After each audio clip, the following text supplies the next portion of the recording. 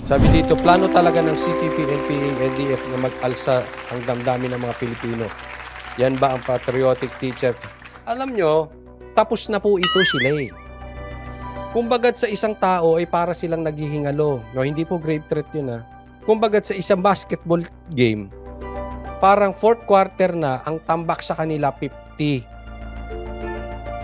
50 points na ang tambak, patapos na yung fourth quarter. Ibig sabihin, matatalo na sila. Kaya, bakit pa pinapalakas? Eh, pinalalakas pa ngayon.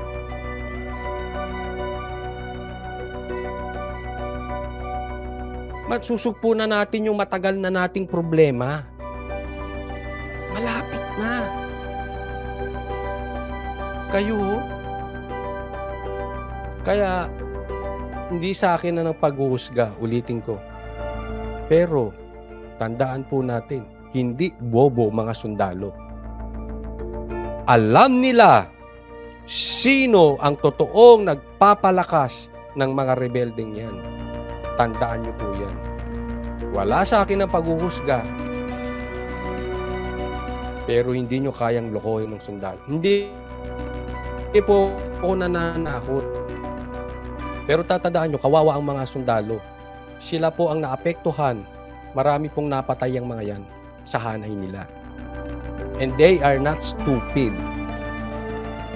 Gaya nga ng sabi ni PRRD, nandyan lang yan sa gilid. Alam nila kung sino ang gumagamit sa mga rebelding yan. Ingat kayo, hindi bobo si PRRD, hindi bobo sundalo. Next tayo. Ito pag-usapan natin, mainit ngayon to.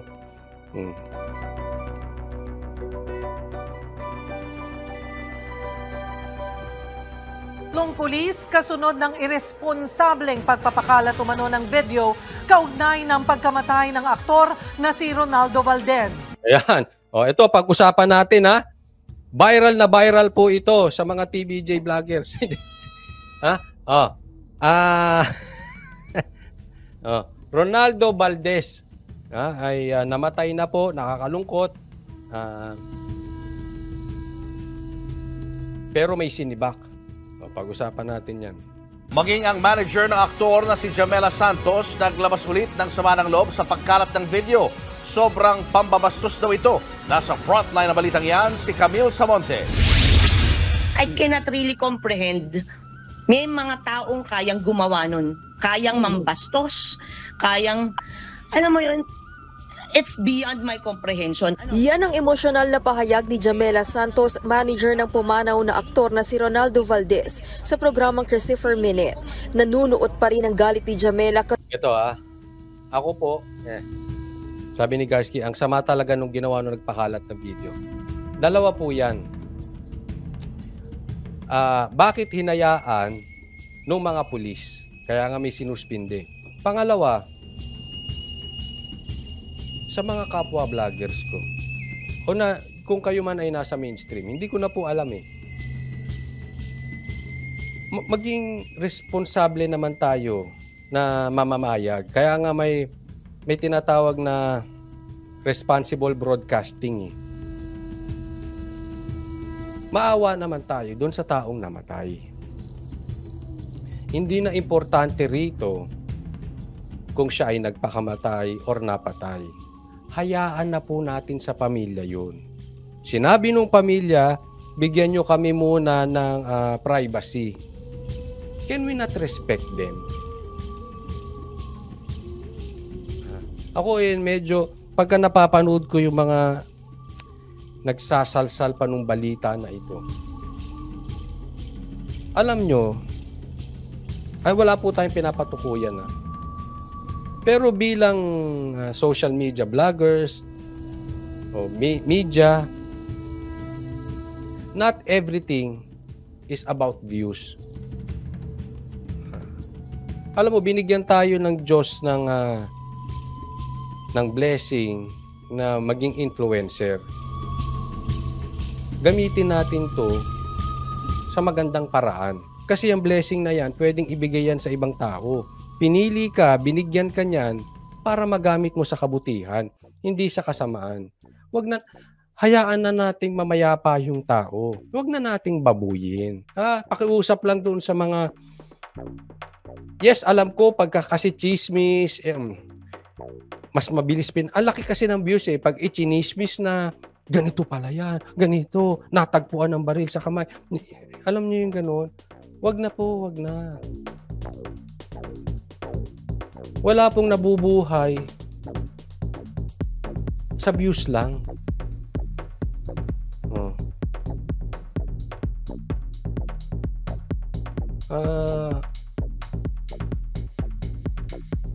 Kung kayo ay artista vlogger, marami pa namang dapat pag-usapan. Hindi nyo po ba mailagay sa puso ninyo na palagpasin nyo na muna to? Ang dami pa namang chismis na pwedeng pag-usapan. Yung nagpakalat ng video, wag na po. Pangit yan. Hayaan na nating mamayapa yung tao. Sunod ng kumakalat ngayong video ng pagresponde sa pagpanaw ni Tito Ron noong linggo.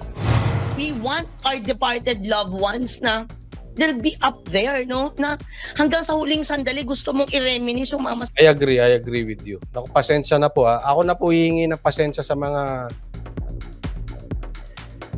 for the views. Kinalkal nila to masyado. Sasaya at yung mga magagandang alaala. Tinate nila yon. Kwento pa ni Jamela, labis-labis pa rin ang sakit ng kanilang nararamdaman, hindi lang dahil sa biglaang pagpanaw ni Tito Ron, kundi sa paglapastangan sa alaala ng kanilang minamahal at hinahanga ang mahal sa buhay. Kung tingin nyo, kinasikat nyo po yan, kinayaman nyo po yan, lahat po yan may balik. Ang I agree with you. Madam, I agree with you. Ulitin ko lang yung sinabi niya. Kung tingin nyo, kinasikat nyo yan. Kung yan ay tingin ninyo, ikinayaman nyo yung views na yan, may balik po yan. Kasi hindi naman to politiko Yung pagkamatay naman niya, walang kinalaman sa harap sa hapagkainan natin. Sa madaling salita, wala namang kinalaman yan sa tiyan natin. Hindi naman politiko na dapat nating kalkalin yung buhay pa. Hanggang sa huling hantungan, bababoy pa.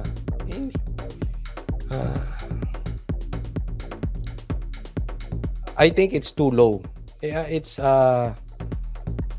too low for a social vlogger na pumasok pa sa ganitong content. sakit ng ginawa nyo. Ang pangit ang pangit talaga, sobrang bastos. Sa ngayon, inuwi muna ng anak ni Tito Ron na si Melissa Gibbs ang kanyang labi. Samantala, kinumpirma ng PNP na may mga nasibak ng mga pulis ng Quezon City Police District kaugnay ng paglabas ng maselang video. This is a regrettable incident, sir, na hindi dapat po ito Tama yan, tanggalin nyo na yan, sibakin ninyo. Pero hindi lang yung pulis. Kasalanan din kasi nung nagpakalat Yes, may kasalanan yung pulis. Pero hindi rin naman kakalat yan kung hindi... Naku, alam naman natin itong mga ibang kumalat po sa social media kung ito po ay kuha ng isang yung ating mga police responders po for documentation purposes. Yung iba naman, hindi man sila yung nagpakalat mismo, sinasalsal naman nila. Pasensya na po dun sa term ko pero ganun kasi ang datingan yan Ano ba ibig ko sabihin sa personal gain? Wala sana pong naging problema, but since kumalat po ito, ay ongoing po yung investigation po ng QCPD. Kausap ko po kanina si District Director at nirelieve na po niya yung first responders at kanyang station commander. Posibleng masampahan ng parehong kasong kriminal at administratibo ang mga sangkot na pulis. Kasabay niyan, minatrace ng 3 accounts online ang QCPD na sinasabing sangkot sa pagpapakalat ng nasabing video. Ayon kay QCPD Director Police Brigadier General Red Maranan, mahaharap sa mga kasong kriminal ang mga may-ari ng mga natrace na account. Iniimbestigahan na rin nila ang iba pang individual na posibleng nagpakalat pa ng video. Nagbabalita mula sa... Hayaan na natin, bagamat nakakalungkot, ayaw nating husgahan, siya lang nakakaalam bakit nangyari yon. So, wag na nating Huwag na tayo pakasangkapan doon sa pangit na alaala kay Ronaldo. Ha? Hayaan na po natin.